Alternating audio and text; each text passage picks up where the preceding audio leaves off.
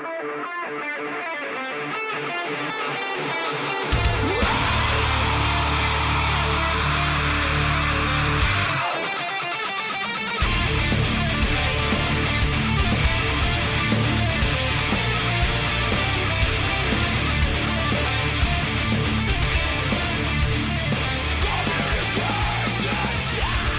we go. Today is Tuesday, December 12th, 2017, and this is episode 207 of the Defensive Security Podcast. My name is Jerry Bell, and joining me tonight, as always, is Mr. Andrew Callett. Good evening, Jerry. And just so everybody knows, this would have been a Sunday show, except Jerry doesn't know how to work Skype.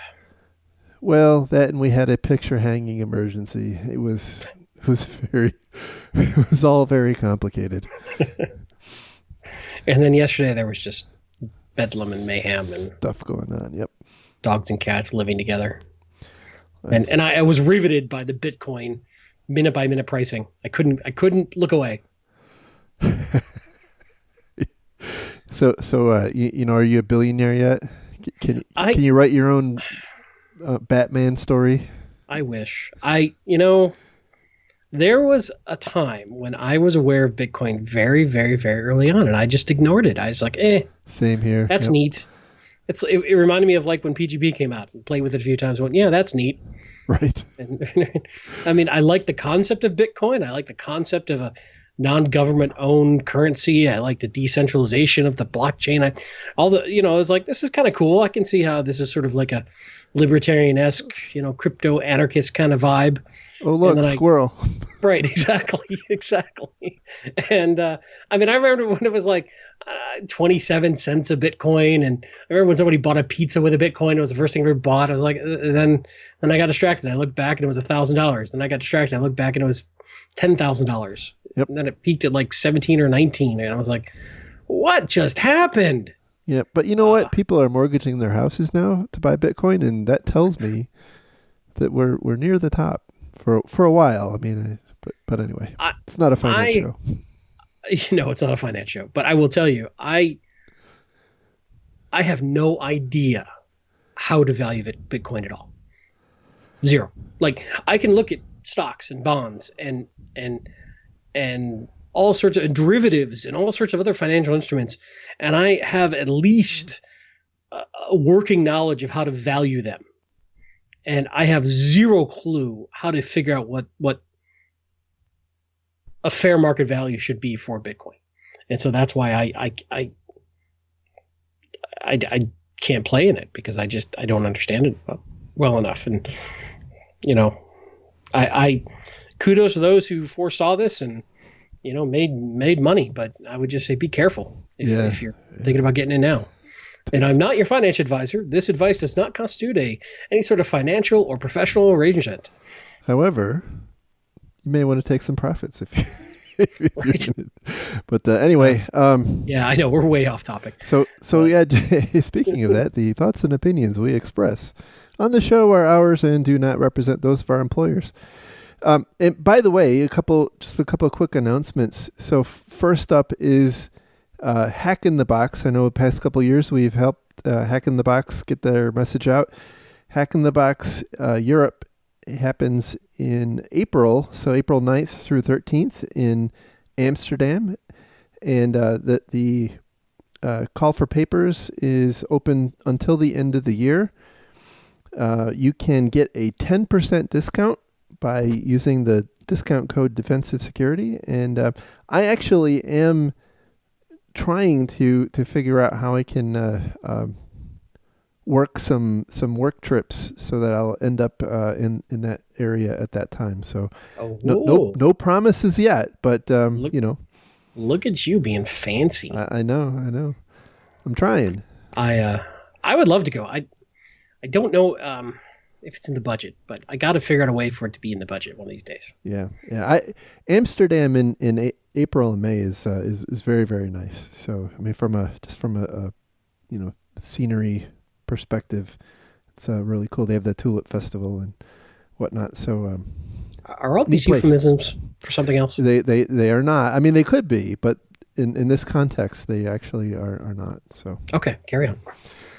Anyhow, and then the other announcement is that we will be at the Tactical Edge Conference in Bogota, Colombia, Indeed.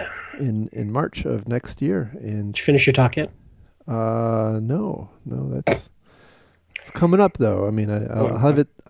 I've got it blocked off. I got some time blocked off during the holidays. So That's okay. I don't have mine done yet either. yep. I've got a good outline. If it weren't for the last minute, right? Nothing would ever get done. So. I know what I want to say. I just don't know how to say it yet.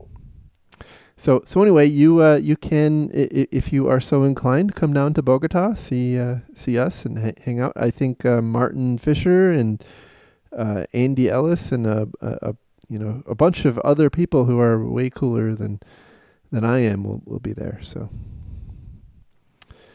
anyhow, getting into some. Hey. There's a discount code. Oh yeah, there is. For Hack in the Box.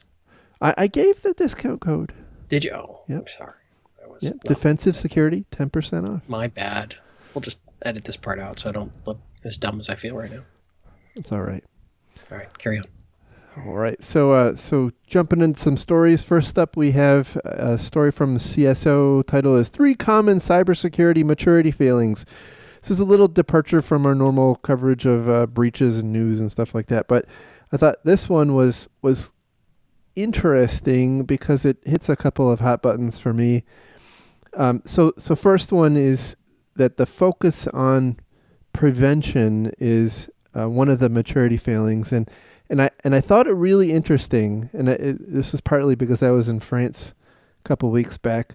They mentioned the French Maginot Line, and I got to wondering is if there is a Godwin's law emerging for InfoSec where the Maginot Line is has to be brought up in InfoSec conversations. Yeah, I think I should claim that. Oh, okay. The Calit's law. I don't know. I'm just being silly.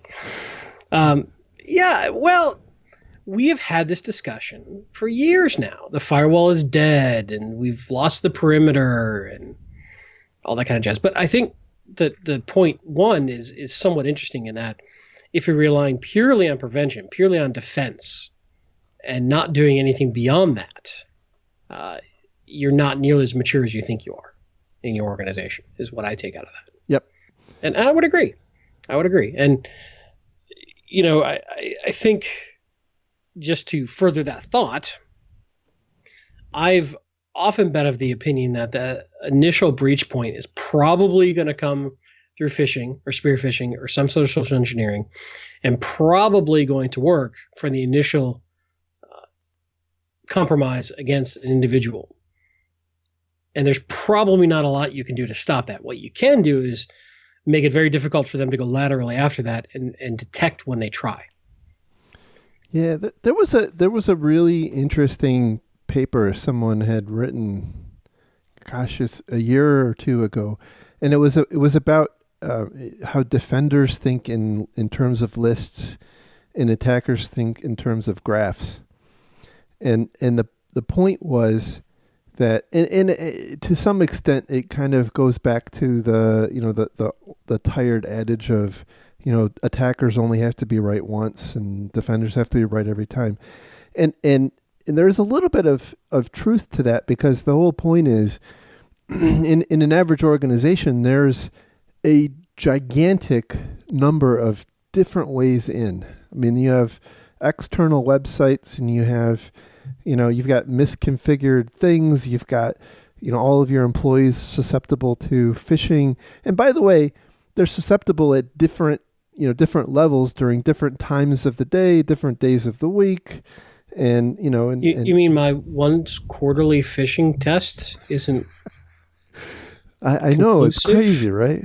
It's crazy. Oh man, heresy.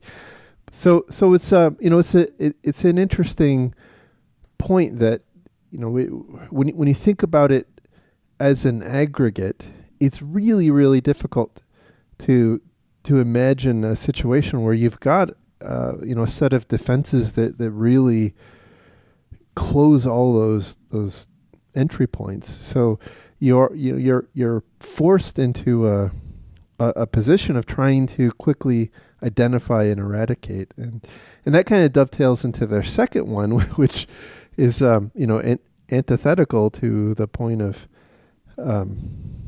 not focusing strictly on prevention, which by definition says that you got to focus on detection, but they point out that the second maturity failure is relying too much on technology, and I think what they're really talking about is relying on technology to identify and alert you to attacks.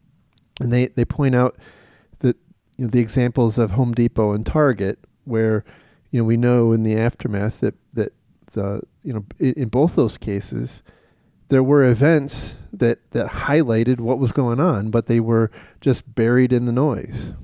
Right. And we're not that good yet.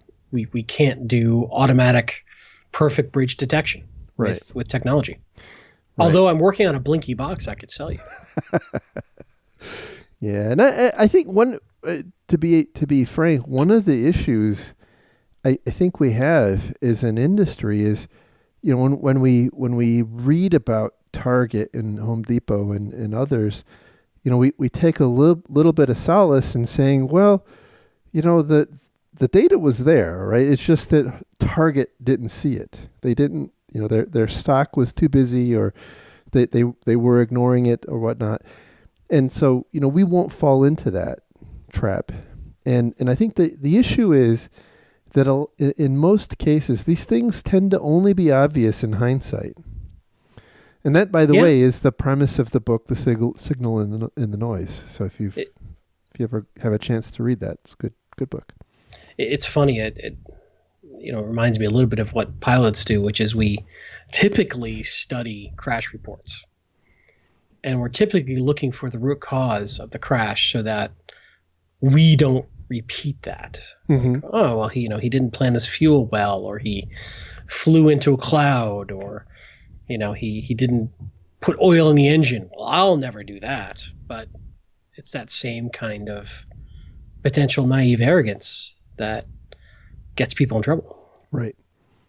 If you look at the typical year-over-year causes of crashes, especially in general aviation, there's a fairly common pattern of the same mistakes being made. So, I don't know, it's a bit of an aside. But you go back to a point, too, and I was having this discussion with another friend recently that, let's say you get a pen test done, and of course, I shouldn't say of course, in my experience, any reasonably skilled pen test organization will not fail to get into your company. Mm-hmm. And I know that's a strong statement. You're never supposed to say never or always, but that's been my experience. How you react to those findings is interesting. I think a lot of people rush to plug the holes at a tactical level that were found by that pen test. But I often urge folks to say, well, wait a sec. Okay, let's say, let's use Equifax, and let's say that was a pen test. And they got in through a struts vulnerability. Okay, go patch struts. We're good. No, you're not. The question should be, what process failing or people failing allowed that struts vulnerability to exist in production? Yep, exactly. What is the cause behind what is the strategic issue behind the tactical issue? Okay, we're missing patches for this. Why are you missing patches? Did your vulnerability management tool not pick it up? Okay, why is our process built around one vulnerability management tool? Or you did and somebody forgot to patch it, or there was a production requirement not to patch, or this part of the organization accepted the risk of not patching that, and this part of the organization now is freaking out because that part of the organization accepted the risk. It gets very complicated in a hurry, but I urge folks, when they get pen tests, don't look at just the vulnerabilities, but look at what are the situations or the circumstances or the process or the culture or the people that led to that circumstance. Mm-hmm. I'm kind of rambling off topic a little bit, but No, but I think you have an opportunity in a lot of different contexts, right? Because a lot of companies are subject to internal and external audits, and you can apply the same kind of logic. We to the extent possible, we should be looking to solve the systemic problem, not just a The particular manifestation. the flip side of that is when you have someone going, you need to be at 100% patch rate. Oh, by the way, you've got one guy to do it. Yes. Right. Well, So but in that case, that is the systemic issue is you've got a disconnect in your ability to patch, right. right? And so something has to give, right? Or you're just accepting things as they are, and like But in uh, any large organization, I see that disconnect all the time. yes, That the audit yes, team is demanding some sort of 98th percentile work that would take 7 FTEs and you've got 2. And nobody wants to give. Nobody's moving on that. And so there's this constant feeling of failure and tension because you're being set up to fail in that circumstance. And that is something that I think at a senior level has got to get fixed, because you have all these metrics that are getting built by whether they be third-party organizations, whether they be internal audit. Maybe this is a big company problem mainly, but and then the reality of what it takes that does that is not understood. And it's a laudable goal to say, hey, we need to be all critical patches need to be applied within, 72 hours. Great, but that's a whole lot of infrastructure and people that needs to get built and automated for that to happen. right. It's easy to put that goal out there or that requirement out there. It's very difficult to do it. It takes a lot of process and a lot of money and a lot of perhaps re-engineering your environment to do that. You can't just throw that mandate out there and say, good luck. Yeah, and you hit on I think you hit on an important point that if that is an imperative goal, right, and um, there's no wiggle room, right? You're absolutely right. It does require a fundamental rethink, and honestly, if you're a new company or a small company with with little IT, or you're just starting out, these are simpler problems to solve when you have that requirement going in. But when you've got this monster SAP infrastructure, or Oracle Financials or something like that, and you're suddenly trying to apply really aggressive, nimble type patching, and you got an audit team saying, well, look, you got Netflix over there, they can patch things many times per day. Why can't you do that here? And the reason is it wasn't designed, it wasn't architected to do that. It's not that it couldn't be, but it wasn't. And so it takes an investment in people and in tooling and system design and potentially business process, and not just IT process. It's a very large investment. And by the way, I do think that IT and InfoSec is a little bit, InfoSec more so than IT is kind of chasing the ball a little farther behind than we probably should be, because I do think IT is, in many respects, especially in the whole cloud native type world, we're not currently, I think, fully embracing, and I'm sure some organizations out there are, right, but I think given the direction that we're at, that we're headed in, and the need to patch much more quickly and all of these things, we really ought to be embracing those, some of these new paradigms like, DevOps and SecOps and cloud native, much more aggressively than we currently are. And I think security could be a driving force behind that. And I know it's a whole lot of buzzwords, and I'm sure I'll get some fun tweets in response, but I really do think that we, your point is valid. We can't continue doing things the way we are and have people beating us about the head because we're not going fast enough. Right. Something has to change, and it has to change fundamentally. Yeah. I concur. I mean, that's yeah. I mean, we're probably way off topic from this particular article, but that kind of dovetails into the third. Yeah. The third failing is no management buy-in, and the thing that this one kind of, I won't say it upset me, right? But what is management buy-in? I mean, I think it's intuitive in what that means, but how much management buy-in do you need?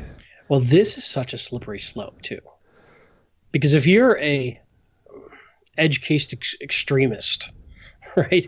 If you're more stuck on the secure at all cost and business comes second, and you can't get what you want, and because the business feels that what you want is too negatively impactful to actually being able to do business, then you're going to say you don't have enough management buy-in. Right. And so it's management buy-in from whose perspective? Right.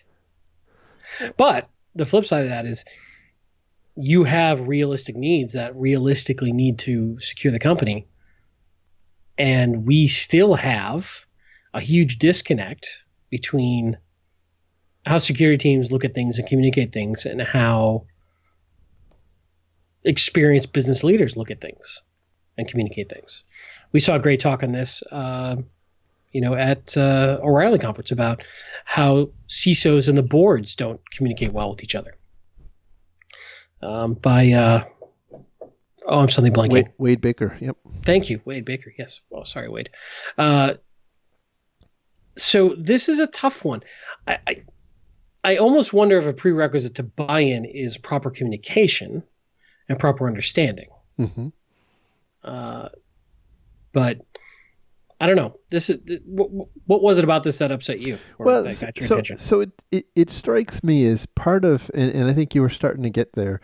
Part of the issue of lack of management buy-in, I think, is often a miss in mutual understanding or expectations of, what the business needs out of its IT and security teams. And so, that the security team and the IT team may have, it could be three different views, right? I mean, IT, business, and InfoSec could have three different views, but, minimally, I think what my concern is, and I've seen this happen a lot, right? And there's books that have been written. I just finished reading the book, The Phoenix Project, right? And I was, by the way, kind of going into it as big detractor, still not a, it's an interesting book, right? But one of the points is, the security person who in the book was portrayed as a stereotypical security guy who was overbearing and, had unreasonable expectations and blah, blah, blah. Right. And so you would say, well, he didn't have management buy-in, but he didn't have management buy-in for his view of how things were supposed to be done. Right. And so, it was a very contrived story. So it's fiction and, take it for what it's worth. But over time in the course of the book, they get to a better. Wait. Are these spoilers? No. Well, they get to a better place, right? Which, both addresses the security person's concerns and the business person's concerns, and so they go into orchid farming. Yes, exactly. Oh. They completely exit IT and go into farming. So anyway, I think part of this is not just, I guess, to cut to the chase, right? This isn't just a management problem where, you've got management who just don't get it. They don't get IT. A lot of this comes down to having the right kind of leadership, understanding the business's priorities, and finding a way to most effectively, mold IT and InfoSec in a way that supports the operations of the business, and not the other way around. So Yeah, I would agree with that. It's not an easy problem to solve. no, But no, I think we've all been in situations where we're recommending something or want to do something that we know would better secure the company, and we've been shot down. absolutely. Yeah. But does But that mean you don't have management buy-in? I think we've talked about a lot that there's a lot of things that go into that decision making. We look at it from one angle, which is how do we keep the company secure? The executives who are controlling the purse strings and the culture and the impact of these controls are looking at it from many, many, many different angles that we don't see. Right. Now, does that mean they're always right and that they're smarter and better? And no, there's all sorts of people in those roles who shouldn't be in those roles and are bad at that job. But they have far more things that they are trying to weigh together as a consideration than simply are we secure or not secure. They have to do business, and there is no business without risk. So you're never going to get to zero risk ever. So it's a matter of controlling that risk to an acceptable level, and that's a very difficult challenge. Now, we keep trying to make it easier with these frameworks and these government publications and these best practices, but there's still a large amount of individual choice in every organization that drives culture, risk appetite, opportunity to go fast and be agile. There's a lot that goes into this. Yep, absolutely.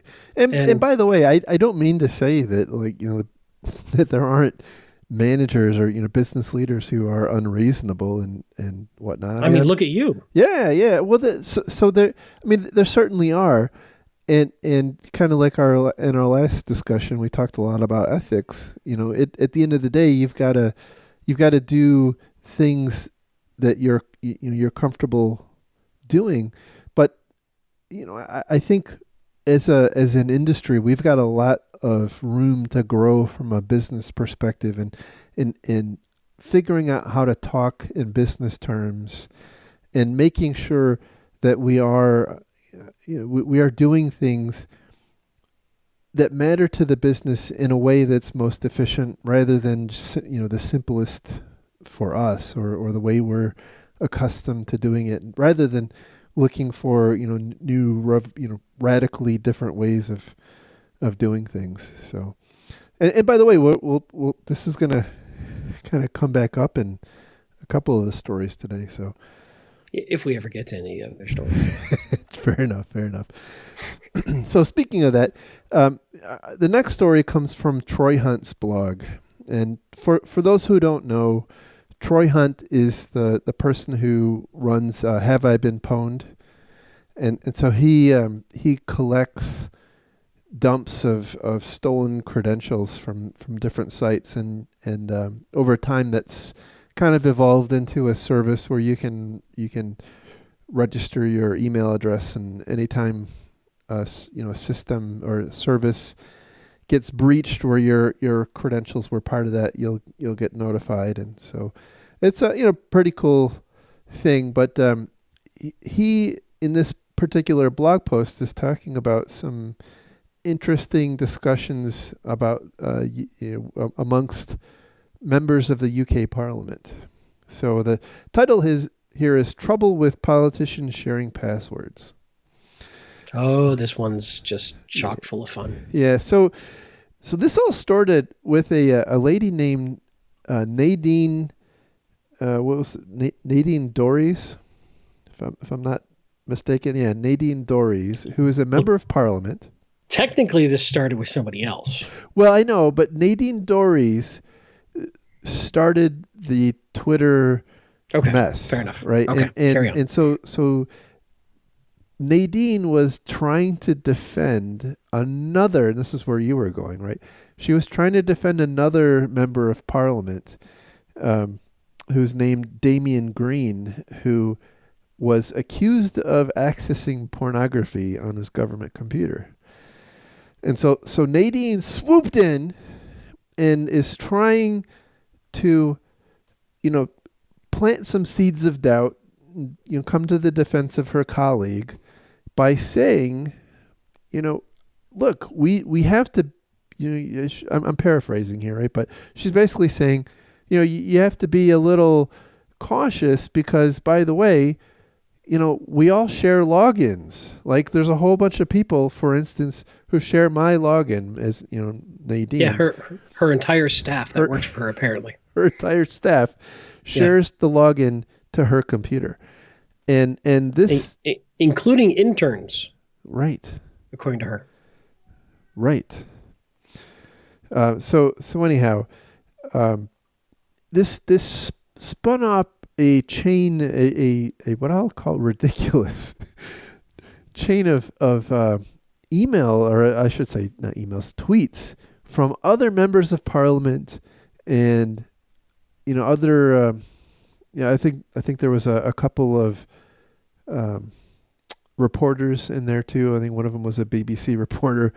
Anyway, basically saying, yeah, me too, right? And I get 300 emails a day, and the only way that I can respond back to these emails is by allowing my team of, a dozen, again paraphrasing, my team of support staff access my computer using my login, and they all need access to my email.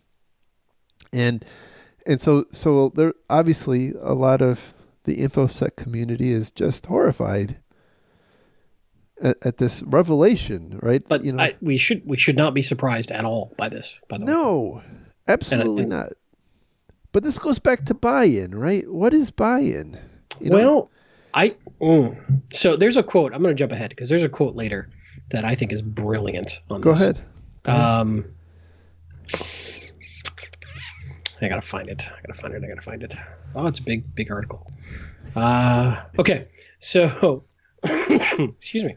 The Register, which is a online publication, piece that's linked in here earlier in the article, quoted one MP as saying the following, quote, "Most MPs have that fatal combination of arrogance, entitlement, and ignorance, which means they don't think codes of practice are for them." Now I'm going to bring it back to our world, which if you take out the word MP and put in senior leadership team and executives, I think it 100% applies. Or salesperson. Or any high performer, anyone who thinks they're very important to the company. This is the fundamental challenge of security is getting in the way of getting their job done. So they go around security. Yeah, exactly. And that, by the way, is what, one of the things I wanted to mention in this is, a lot of people were, again, kind of horrified about this and pointing out that members of parliament should be setting a good example for the community at large and should not be doing things like they're not judged on that. They should not be sharing. They're passwords. judged on getting crap done. Yeah, well, exactly right. And so they're from their perspective, right? This is, I assume, I don't know any of these people. I've not talked to any of them, but the fact that there's a whole line of them who are all saying the same things tells me that nobody's provided any alternative solution. Nobody has enabled them to do this, quote, the right way. And so they've gone off and found a way to do their job in the only way they know how. There are solutions to every problem they brought up in here that doesn't involve sharing passwords and sharing account logins. Right. But then it becomes a question is there IT resources available? Do they care? Is this a nudge and wink situation? This is a tough problem, but I think it's so illustrative of the same problem we have with our senior leadership team, who are some of the most vulnerable and juicy targets right for the bad guys. Yep. And what amazes me about this, I shouldn't say amazes me, but what I think is such an interesting takeaway is they don't see anything wrong with this. It's business as usual. Hey, I got to get stuff done. Right. What do you expect me to do? Yeah, yeah. Now, I've got hundreds of emails to answer. right. It takes a staff of people to do it. They all have to access the same email account, so I don't see the problem. And that's effectively what they're saying. Now, the interesting question is maybe the IT department or the security guys are completely unaware of the situation. I'm sure they are now. Or maybe they've said absolutely not. You're not allowed. We will not Well, allow delegation. I mean, we don't know what their perspective is, right? yeah, we don't. It is covered later in the story from Troy that, or the blog post, that sharing the password is prohibited in writing. But I think a lot of times people look at these policies and process and just go, whatever. I got stuff to do. Don't get in my way. I'm important. Yeah. Well, I mean, it's kind of like this. The speed limit on a road. If no one ever gets in trouble for for breaking the speed limit, it's still against the law, but It's no one's kind ever. of like, it's true. It's a lot like when you go to a conference and you see a line for a talk and you're like, whatever, and you just walk right past it because you're you. It's true. I'm Jerry. Yeah. Don't you know who I am? Works every time. Does it? Does it really? Yeah. Well, they usually send me out of the conference and take away my ticket. So no, back in all seriousness, I don't think just making fun of these MPs is the point. I think shows a much larger problem about getting people to do quote unquote the right thing when they feel that right thing gets in the way of what they're judged upon and getting stuff done. Right. Yep. It's an interesting story. It's an interesting story, and maybe this is something that we need to.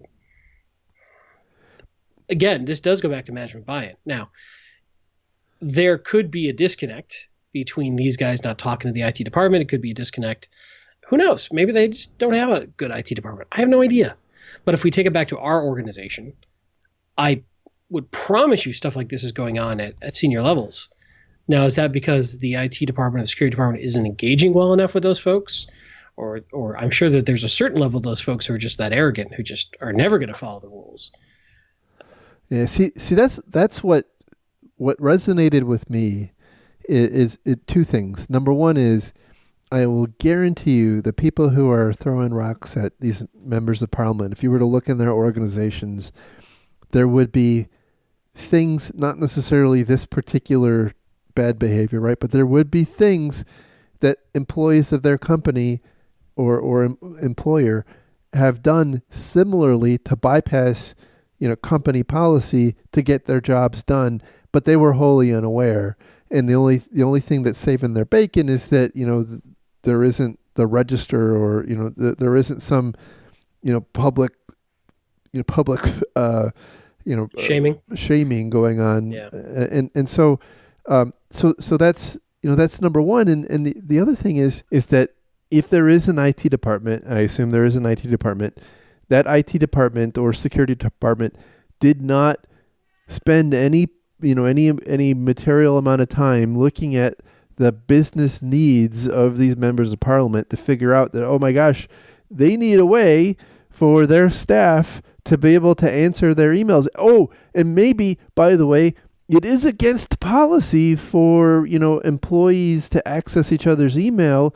And so maybe they need a different solution. Like maybe it should be the member of parliament's email address should be some kind of functional ID rather than their personal email address. I mean, like it's clear to me this hasn't been thought out. It's just kind of organically grown by the people who are just trying to do their jobs rather than somebody thinking through.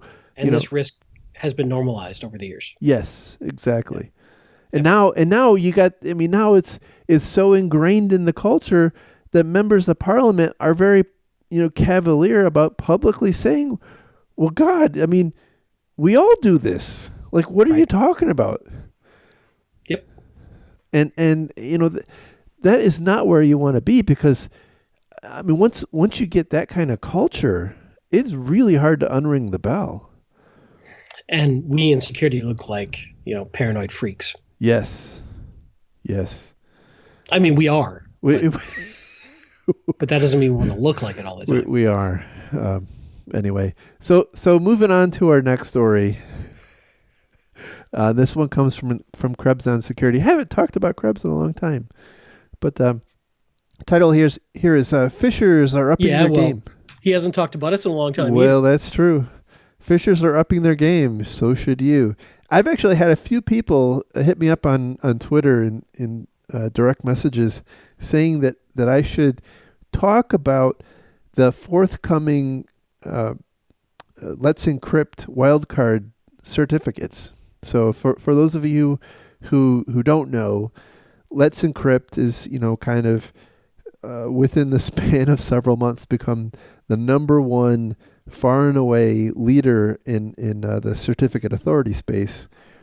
And to the point where I'm not sure certificate authorities as an industry is a going concern anymore. Like, it seems like it's just gone. But anyway,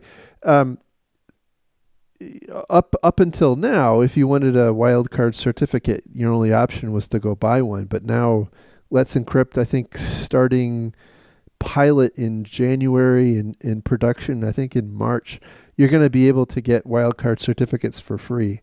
So what exactly does a wildcard certificate do for you? So like, right now with Let's Encrypt, I can get, just for example, right, I can get a certificate for www.defensivesecurity.org and defensivesecurity.org. And so to let you have, basically two domain names, if you will. Whereas once the wildcard certificate hits, I'll be able to have a certificate that will cover any host name in front of .defensivesecurity.org. So it could be www.1.defensivesecurity.org. It could be, Khaled is awesome.defensivesecurity.org. And you only need one certificate. What comes first is now, irrelevant. And that is interesting from the perspective of creating dynamic sites. And oftentimes, phishing sites will use custom created or custom constructed, domains. And because you can infer certain, you can pass data based on, the URL that someone clicks on, right? So there's some legitimate and maybe not legitimate needs for it, but the point in this particular article here is that, number one, most people believe that websites that have the green lock are secure and trusted. And so that's kind of the background that we're living in, and we're moving in a direction where more and more of the internet is encrypted. So it's kind of becoming de facto more trustworthy. They point out that according to Firefox, last year at the end of 2016, 45% of websites were using SSL. This year it's 65%. And with some of the changes, like with Google penalizing non-SSL sites or non-TLS sites, we know that that's going to keep moving up the chart. What we're seeing is, in the past, phishers, people who were running phishing campaigns, would often compromise legitimate websites. And one of the reasons they would do that is because those legitimate websites often had their own SSL certificate. It'll always be SSL to me. Just so you're all gonna have to get over it, right? It's just the way it is, even though it's get off my lawn. Get off my lawn. That's right. So man yells at cloud. That's right.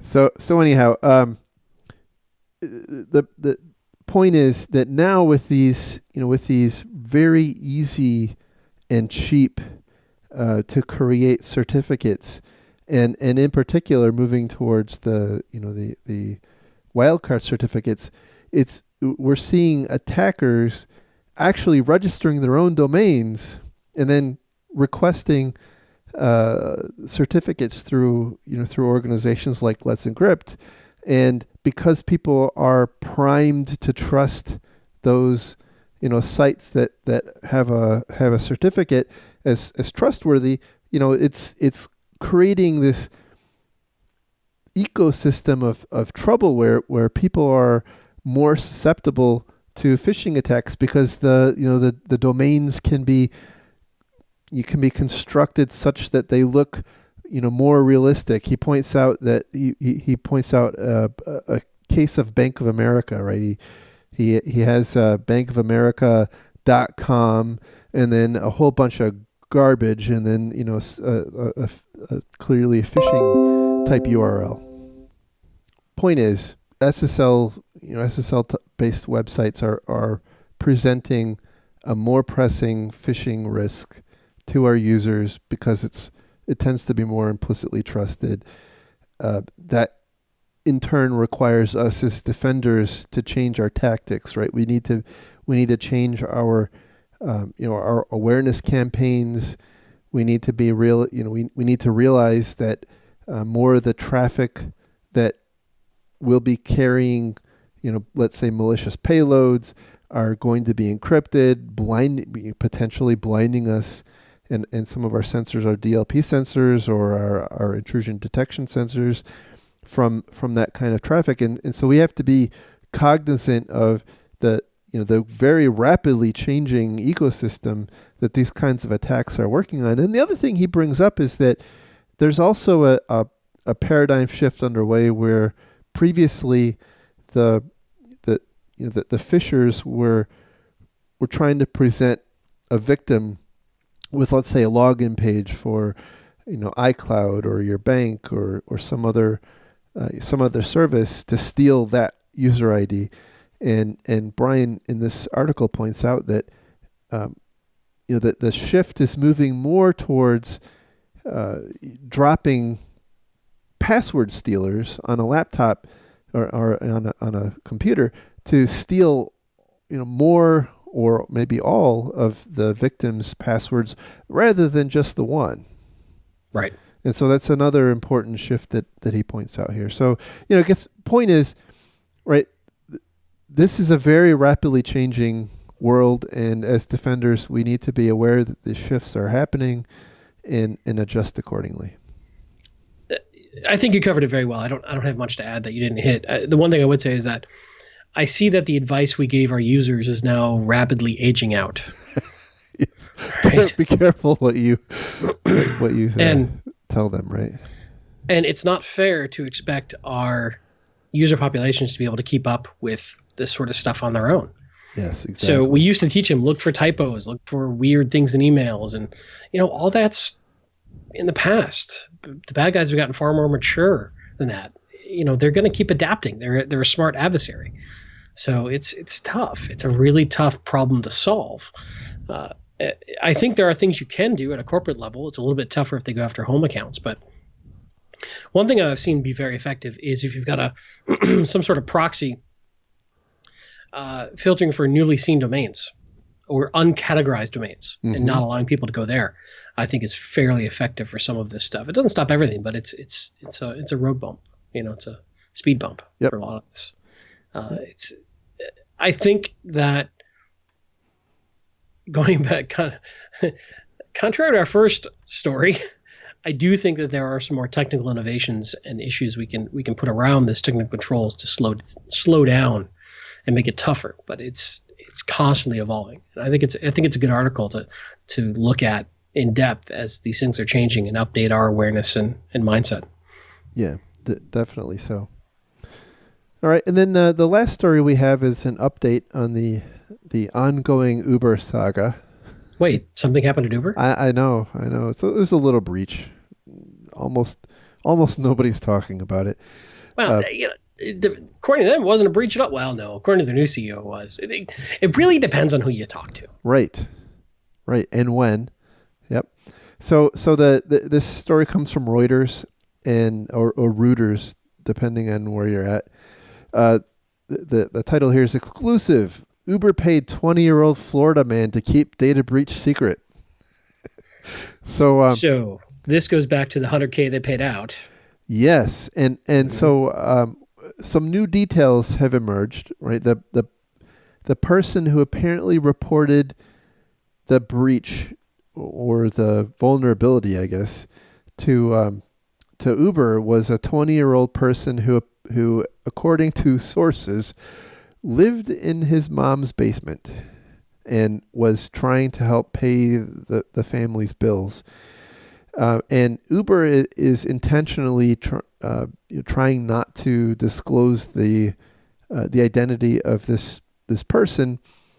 And what's even more interesting is that the $100,000 was actually paid through the HackerOne bug bounty service, which gives a little credibility to them saying, look, this was a bug bounty, sort of, kind of. Yeah, and by the way, it's a little unclear, but I think that Uber and HackerOne had a pre-existing relationship, but prior to this, and so this was handled through the bug bounty. Now it's completely unclear, and probably this issue, I would say, seems like it was handled outside of the bounds of the bug bounty. So even if there was a pre-existing relationship with HackerOne and a pre-existing bug bounty program, it sounds like,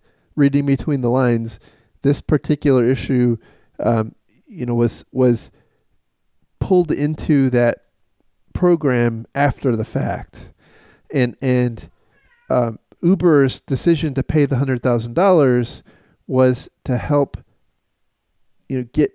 identify the specific person.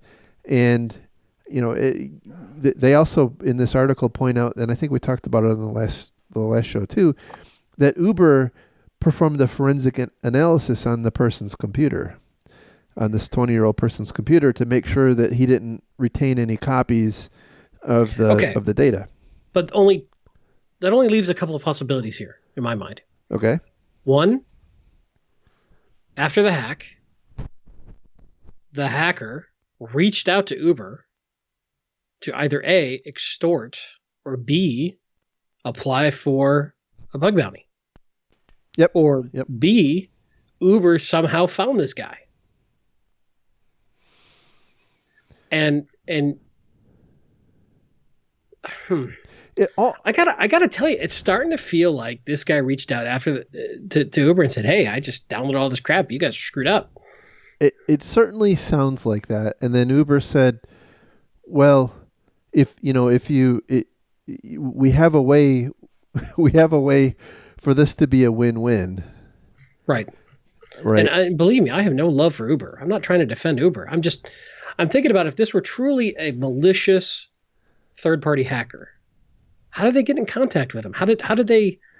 No, it seems pretty clear. All of the reporting up to date has indicated that the 20-year-old hacker, or who we now would know as a 20-year-old hacker in Florida, reached out to Uber. So we know that unless the reporting is incorrect, we know that the contact was initiated by that person. But what's not clear is whether that was done through the bug bounty program or not. It certainly seems like not. But the bug bounty program was apparently used to give it to some legitimacy and probably also to obscure specifically who was. Well, I mean, I got to tell you, I can kind of see how this went down from Uber's perspective. Yeah, somebody found this massive breach. They reached out and they rewarded them for it, and it kept it off the wire. Yeah, but I think where Uber, and I completely agree. I mean, I think Uber seemed to act reasonably up to a point, right? I mean, I think that they identified, they took steps to identify the specific person. They took steps to make sure the person had destroyed the data. I think where they messed up is that they probably still had an obligation to disclose the breach, because that it wasn't a case where this person was an authorized. He was never the person wasn't authorized to access that data at the time he had accessed it, and so it was a data breach. I mean, I don't know of any. I'm not a lawyer, right? But I don't know of any data breach laws that that would allow you after the fact to go and allow there to be an NDA. So I think that's where Uber jumped the tracks. I mean, up to that point, it seemed like, it's all right. I think where they screwed up was not in not disclosing the breach. Yeah. It's interesting. This story seems to evolve rapidly as more and more information keeps coming out. Yeah, and it certainly sounds like we're going to be hearing more out of this story for some time to come. And by the way, there's been some commentary from people in the bug bounty ecosystem, and they point out that it's really out of the ordinary to see $100,000 bounty like that. So they pointed out that yeah, but we've seen that before. We've seen Facebook pay off huge bounties. We've seen Microsoft pay off huge bounties. I feel like that article really stretched to make it seem extraordinary. Yeah. I mean, I do think that again, Uber was look, somebody would have to pay me a lot of money for me to let them perform a forensic analysis on my computer voluntarily, right? How about when you're 20 and you live in Florida? Well, no, I think that's the point, right? Is Uber, from Uber's perspective, they needed to make it worth the while, right? They needed to make sure that the guy signed an NDA, which probably, by the way, not only covered him not further disclosing the data that he stole, but also not talking about or discussing the event, but then also allowing them to analyze his computer, and who knows what other baggage went along with it. So it had to be enough money, to make it worth that person's while. And so I suspect that's why it's $100,000. So anyway, look, Uber messed up, right? And again, I think where they messed up, to me, seems to be becoming more clear. Other than the fact that they left, they left some apparently API keys in their GitHub code. Well, I will tell you, I don't think it's as bad as the original press made it out to be. That they got hacked and they hit it. They covered it up. I can see some of their twisted logic here. That it's a series of bad decisions. Yeah. That are easy to armchair quarterback in hindsight. Yeah. And I would like to say that I would not make that decision if it were me, right? But again, we talked about this. You would just kill the guy. Serve him to your llamas. Dead man tell no tales, right? But no, I think. I mean, I don't do this show because I want to. You're holding my entire family captive. And you will continue. That's right. To do the show, if you ever want to see them again. Oh, it's been 8 years. I've moved on, really. So I've got to find a new stick now, huh? Anyway, now you can threaten to return them, or if I stop doing That's right. I'm a terrible man. Go on. That's right. So I guess one of the complicating factors is that, as we talked about on the last show, one of the people that was put into the airlock was a lawyer, right? And so, maybe they got bad legal advice, and so maybe all the way through it made complete sense to the people who were engaged. They thought they had a way to make sure the data didn't get disclosed. They had made sure that the data that was stolen was removed and no copies were going to be disclosed and they had a signed agreement with the person who did it that, he wouldn't even breathe a peep of it, and maybe they had an internal lawyer saying, "Yep, you've covered all the bases." I mean, I don't know if that's what happened, but I mean, it's not hard to see if you've got a lawyer telling you that makes sense. It's also a fairly fresh area of law. It is. It definitely is. So I don't know if that's what happened, right? But I could certainly see if I go to a lawyer and say, here's the deal, what's the appropriate action? I'm not going to second guess the lawyer on matters of law. Again, I don't know that's what happened here, but it's a strange set of facts that is emerging.